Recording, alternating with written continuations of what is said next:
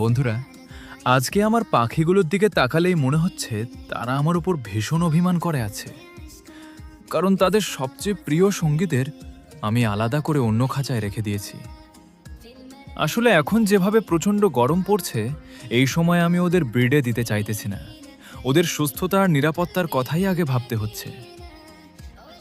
কিন্তু ওরা যেন এটা কিছুতেই মেনে নিতে পারছে না। বারবার এদিক ওদিক তাকাচ্ছে, ছটফট করছে, যেন আমাকে বলছে আমাদের কেন আলাদা করে দিলে।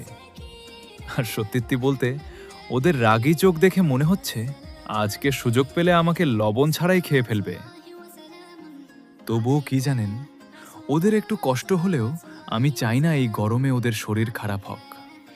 এই গরমে ওদের শরীর খারাপ হোক, কারণ অতিরিক্ত গরমে ব্রিড করালে অনেক সময় পাখিরা দুর্বল হয়ে যায়, বাচ্চারাও কষ্ট পায়।